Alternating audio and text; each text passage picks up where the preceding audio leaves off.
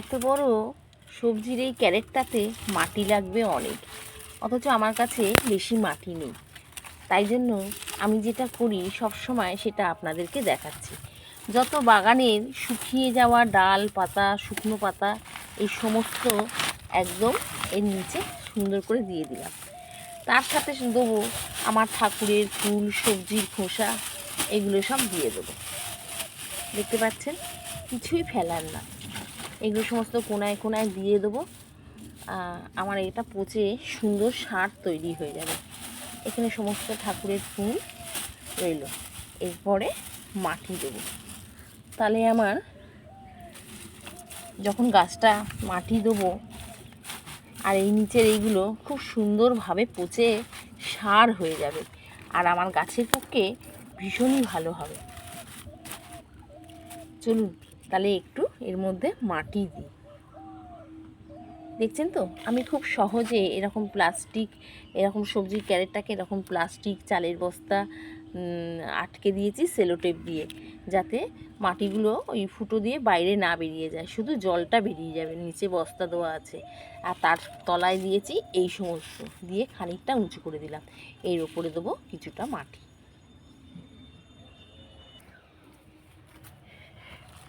মাটি, দিয়ে দিলাম। একদমই অল্প মাটি, সেই মাটি একটু চারিধারে ছড়িয়ে দিলাম। আমরা বাগানিরা যে সমস্ত ছাদ বাগান করি, ছাদ যাতে ভার না হয় সেই দিকেই নজরটা রাখি। তো এই মাটির মধ্যে আমার বেশ কিছু কোকোপিট, সবজির খোসা মেশানো আছে। তার সাথে সাথে আমি আরও কিছুটা সবজির খোসা দিয়ে দেবো।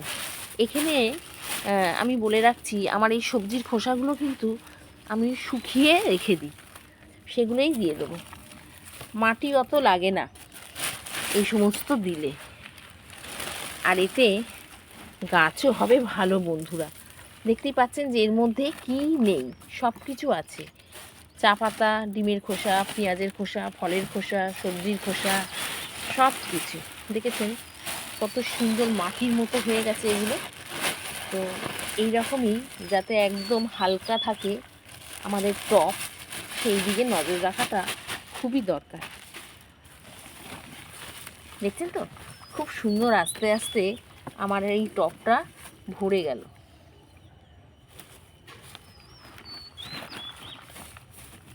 এরপরে দিয়ে দেবো কিছুটা চা পাতা গুঁড়ো। আমি চা পাতাটা এরকম শুকিয়ে রাখি, যেটা গাছের পক্ষে ভীষণই ভালো। এই চা পাতা আপনারা সব জায়গায় দিতে পারেন, গোলাপ গাছেও দিতে পারেন, জবা গাছে দিতে পারেন। মোটামুটি আমি ফুল থেকে ফল, সবজি সব গাছেই চা পাতা দিই। চা পাতাটাকে শুকিয়ে রেখেছি, আর এতে জল পড়লে একদম মাটির মতো হয়ে যাবে। এরপরে দেবো আর একটু মাটি। তাহলে দেখুন বন্ধুরা, কতটাই আমার হালকা টবটা হয়েছে যে আমি 2 হাতে তুলে নিতে পারবো। একদমই হালকা বেড তৈরি হয়ে গেল আমার।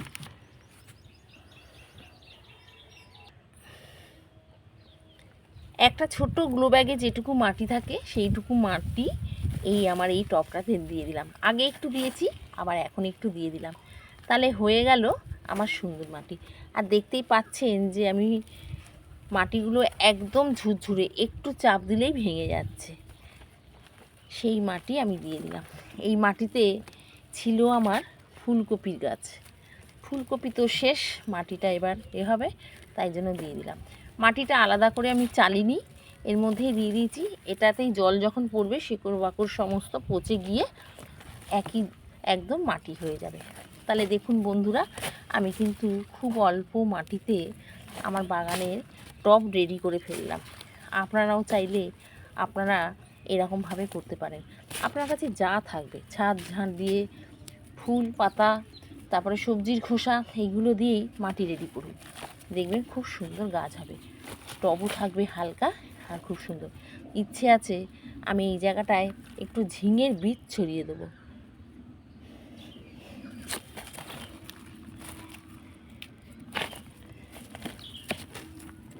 গরম তো পড়ে যাচ্ছে, আর এবারে কিন্তু খুব গরম পড়বে। বারবার বলছি, আপনারা নিজেরাও সাবধানে থাকবেন, গাছকেও সাবধানে রাখবেন।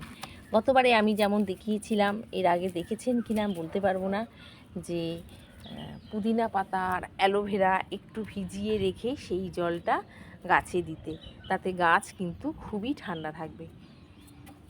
এইখানে দুটো কুমড়ো গাছ দিয়ে দিয়েছি, খুব সুন্দরভাবে গড়ে উঠছে। আর এখানে অবশেষে আমার ক্যাপসিকাম লঙ্কাগুলো দেখা মিলেছে। এই দেখুন, খুব সুন্দরভাবে এবার লঙ্কা হচ্ছে। গরম পড়াতে দেখছি এখন যে এটা মনে হয় গরমের ক্যাপসিকাম কিনা বুঝতে পারছি না, এখন দেখছি খুব ওর ফুল ফল শুরু হয়েছে। এখানেও আমার বেগুন গাছটায় নতুন বেগুন গাছে জালি পড়েছে। আর যে শশা গাছটা পুঁতেছিলাম আপনাদের দেখিয়েছিলাম, সেই শশা গাছে কিন্তু জালি পড়েছে, কিন্তু দুঃখের বিষয় আমি তাকে একদম ঘিরে রেখেছি। না ঘিরে রাখলে ভীষণ ওই কাঠবিড়ালি উৎপাত করছে, ফুল এর আগে ডাল কেটে খেয়ে নিয়েছে, সেই জন্য এই ব্যবস্থা করে রেখে দিয়েছি। দুখানা শশা জালি পড়েছে বন্ধুরা, দেখতে পারবেন কি না বলতে পারবো না, কিন্তু চেষ্টা করছি আপনাদেরকে দেখাবার জন্য। ওই দেখুন, দেখতে পাচ্ছেন ওইখানে একটি শশার জালি পড়েছে। এখানেও মোটামুটি লঙ্কা গাছগুলো খুব সুন্দর আছে। লঙ্কা গাছের গোড়ায় আবার নতুন করে মাটি দিয়ে দিয়েছি, সার দিয়ে দিয়েছি, তারা খুব সুন্দর আবার কুচি কুচি পাতা বেরোচ্ছে। এখানে আমার ছোট্ট লাউ গাছটায় একটা লাউয়ের জালি পড়েছে, মনে হচ্ছে হবে না। এই যে ভেমরুল মনে হয় একটুখানি ফুটো করেছে, এটা হবে না। ছোট লাউ গাছ, আর আমি চাইও না এত ছোট লাউ গাছে লাউ হোক।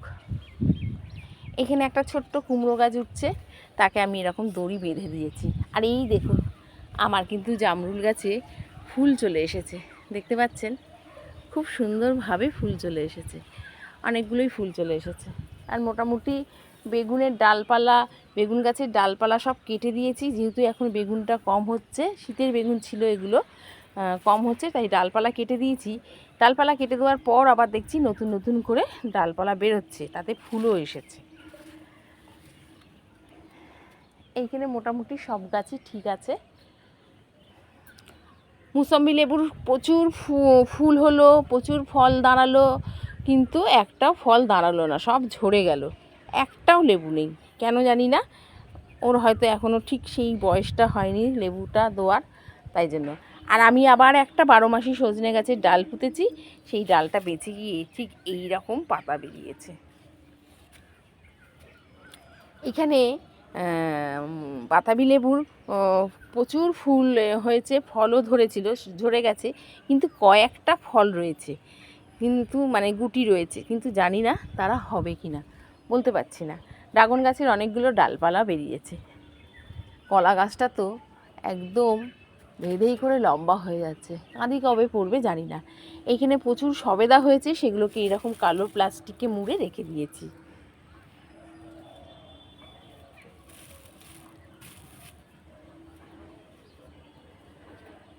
এখানে গাঁদা গাছ প্রায় শেষ, এইবার এগুলো ফুল তুলে রেখে দেবো, এরকম শুকিয়ে রেখে দেবো। এই যে শুকিয়ে রেখে দিয়েছিলাম, এই আমার টবের কাজে লেগে গেল।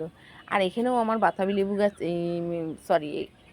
কাগজি লেবু গাছে প্রচুর ফুল আসছে, ছোট ছোট লেবুও হয়েছে, আবার কচি কচি পাতাও বেরোচ্ছে।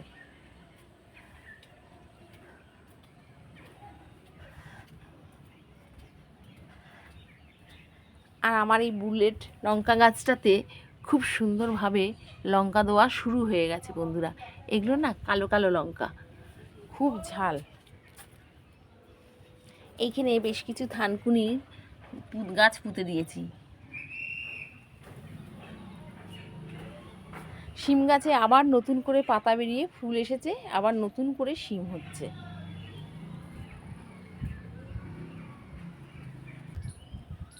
তাহলে বন্ধুরা, ভিডিওটা আজ এইটুকু। ভালো লাগলে অবশ্যই সাবস্ক্রাইব, শেয়ার, লাইক। আপনারা খুব ভালো থাকবেন, সুস্থ থাকবেন, এইভাবেই গাছের সাথে থাকবেন, আর এইভাবেই আমার পাশে থাকবেন। টাটা।